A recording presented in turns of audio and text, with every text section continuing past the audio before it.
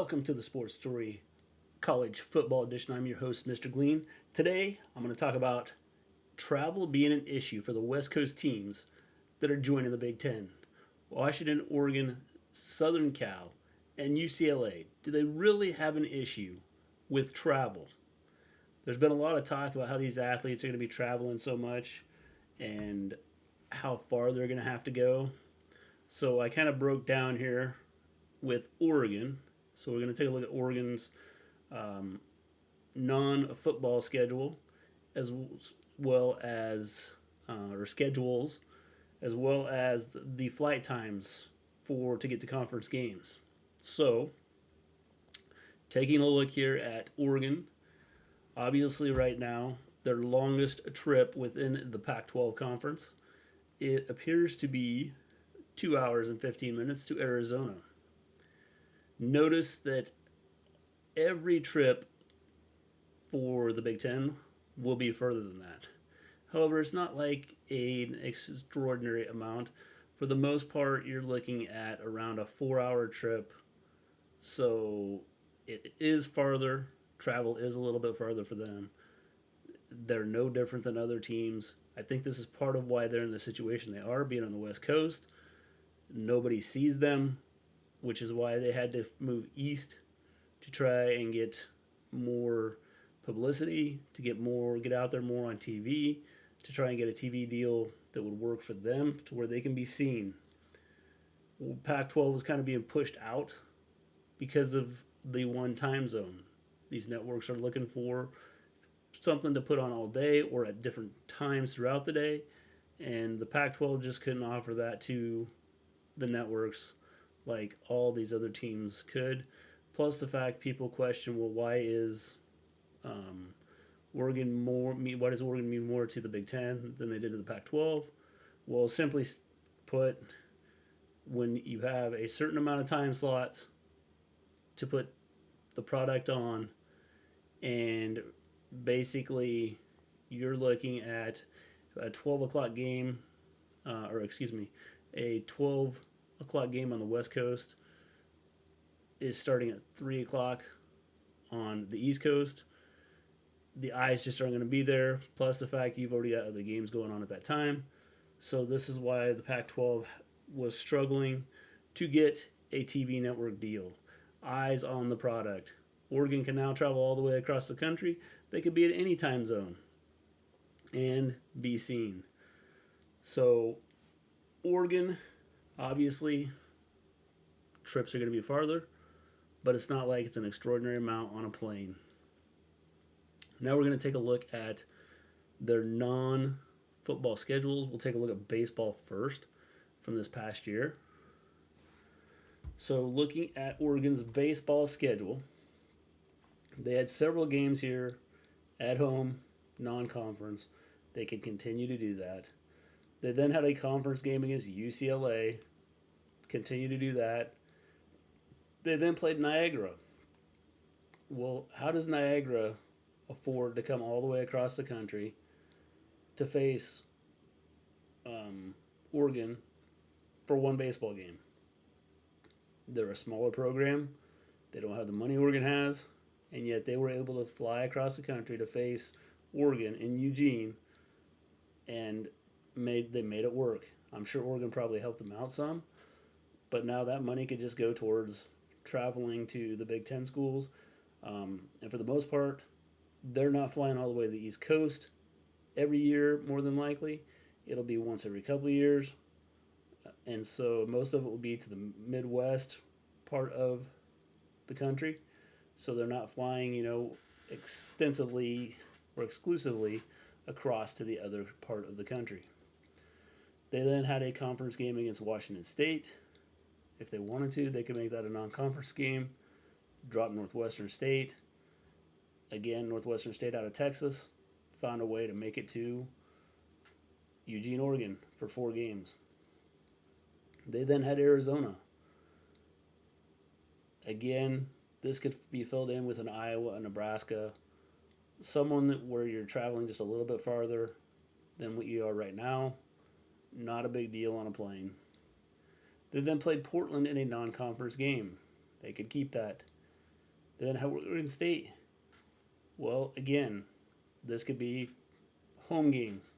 Someone could be flying in to face them this time around instead of them flying out.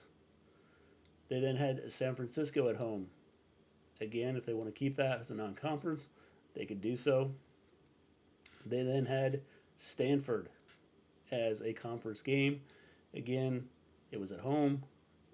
Any way you go, they could fly out to the Midwest, face somebody for 3 games, a Friday, Saturday, Sunday, be back home, leave Sunday afternoon after the game, be back home back on before Monday.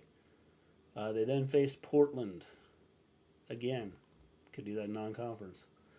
They had California. Again, you could fly to the Midwest. You could fly all the way across country to Rutgers or someplace like that. Wouldn't be an issue.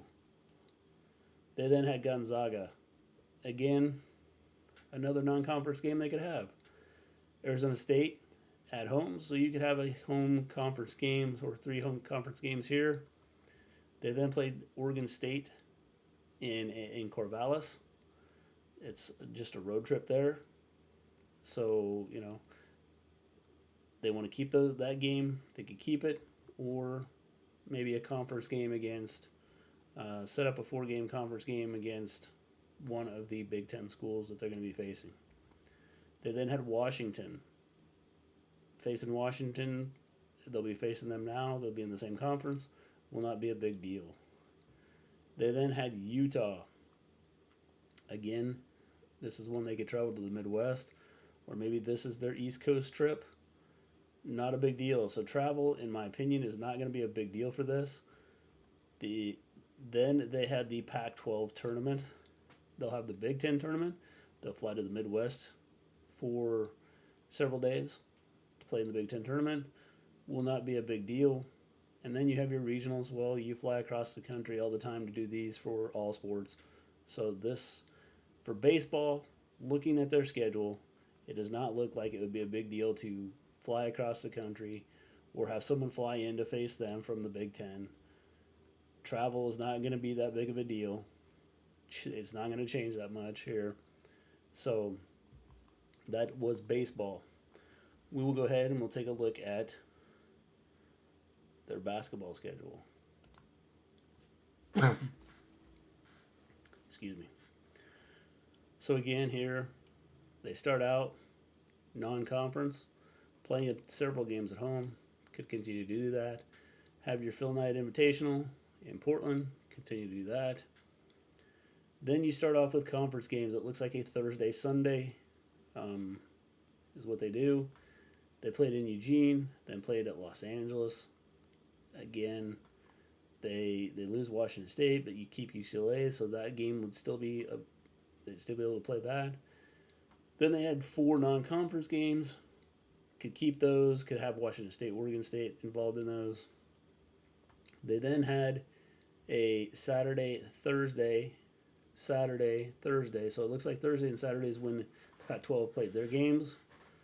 Would not be a big deal to fly across the country, do a Thursday, Saturday game. Yes, they miss a couple days of school, but not a huge deal.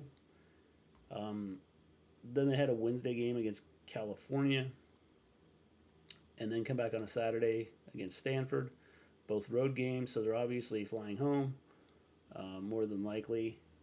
And if they're staying and not flying back in that time, it'd be no different than what they're going to do in the Midwest. They then had Colorado and Utah back-to-back.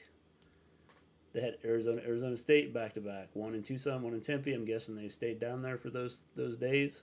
Not a big deal. The travel's not going to be that big of a deal, I don't think. They're not flying to the East Coast every week.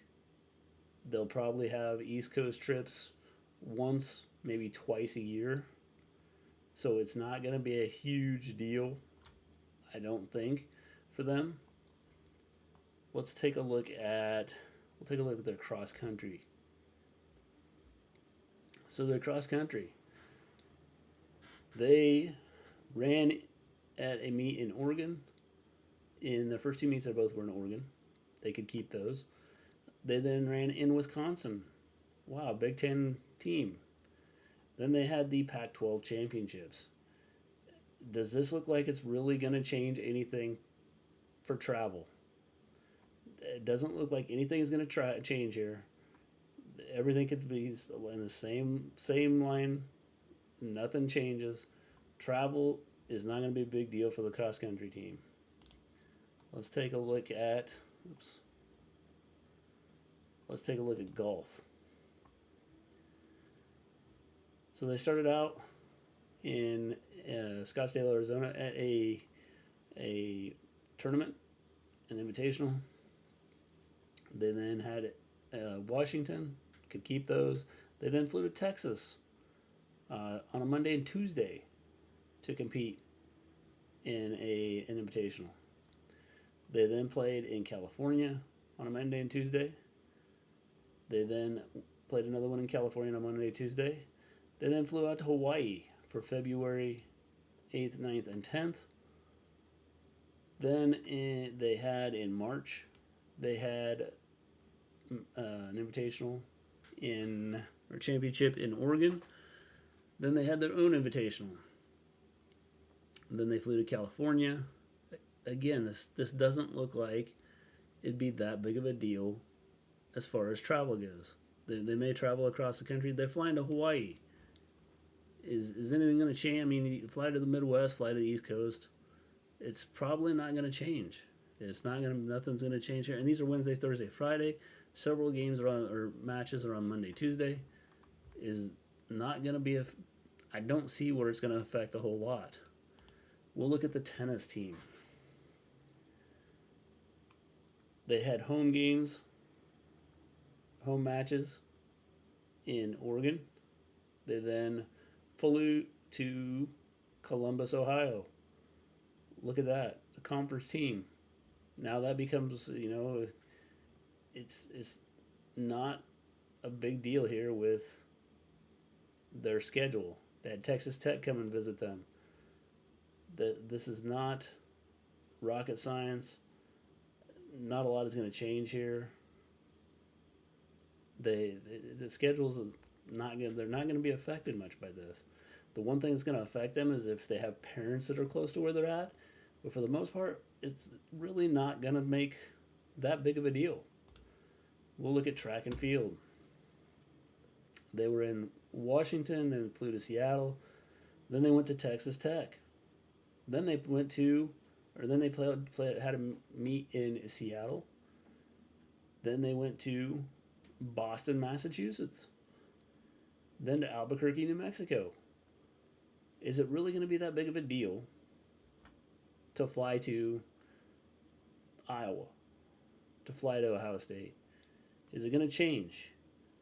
I don't think anything changes here. So when we're talking about like flying across the country, you're not going to have to worry about it. And the distance is not going to be that big of a deal. And where they're going is not going to be that big of a deal. It's all, again, the big thing is if parents are close to where they're at, then that's where you're going to have the issue. So let's take a look at women's basketball. Women's basketball, they were in Oregon for the first 3 games. They then went to Louisiana. Quite a trip there. They were back in Oregon for several games. Again, your conference games, you alternate. It's a Thursday, Saturday. For the most part, it looks like there's some Fridays, Sundays. It's not going to take away from a lot of what's going on. You travel a couple more hours than what you would for most of these. It's not going to be a big deal. Take a look at women's cross country. So the women, again, went to the same meets that men went to. Started in Oregon, went to Wisconsin. Not going to change a whole lot. now Wisconsin becomes a conference mate, and they face them there. We'll take a look at beach volleyball. Don't know exactly.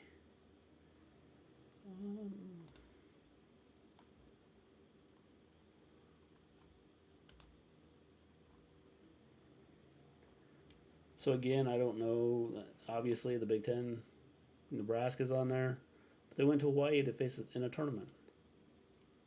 Hawaii's, you can't drive to Hawaii, so that it's a trip, and so I don't know that there's a whole lot that changes with any of this. The whole travel thing, I think, is blown clear out of proportion. Doesn't really matter. Look at women's soccer. They went to Oregon. Then they had a Thursday, Sunday in Arkansas and Missouri. Why couldn't you do that for conferences? You do your conference games Thursday, Saturday. It's going to be, or Thursday, Sunday. Nothing's going to change. You have a little bit more travel, but for the most part, not a big deal. Women's softball. They went down and played in a tournament in Mexico. If travel's an issue, don't go play in Mexico. Play at home. They then played in San Diego. If travel's an issue, play closer to home. Played in California multiple times there. And then again, you get into conference where you do Friday, Saturday, Sunday. Nothing can change there. They're not going to miss a lot of class here. You follow the same schedule. Travel is not going to be that big of an issue here for these teams. It's not going to be that big of a deal to travel across the country. And for the most part, like I said, they're going to be playing in the Midwest. For the most part, they may have an East Coast game once in a while, every couple of years. But for the most part, it's going to be the Midwest. Volleyball. They traveled to Hawaii again for volleyball. Is it that big a deal to travel? And then they went to Pittsburgh. Or going to Pittsburgh, sorry. They went to Milwaukee. Is this going to be, they had the 14th, 15th, and 17th that they were in Pittsburgh, and then they went to Wisconsin. That's travel. It's not a big deal. You may have to make a couple more trips out, but you can do just like you did here with Wisconsin, or with Pittsburgh, James Madison, Marquette. You can do a Thursday, Friday, Sunday game, or Thursday, Friday, Saturday game. Obviously, the one game was both where they had two games in Pittsburgh. Again, I don't think travel's going to be that big of an issue for this. So when people talk about travel, I don't know that travel is going to be that big of a deal. It'll probably be more of a shock to a lot of the Big Ten teams, since they're closer together. Nebraska, Iowa, Minnesota, Indiana, Illinois, they're all right here bunched together. You go to the eastern part of the conference with Ohio State and Penn State, Rutgers, Maryland. They're all fairly close together.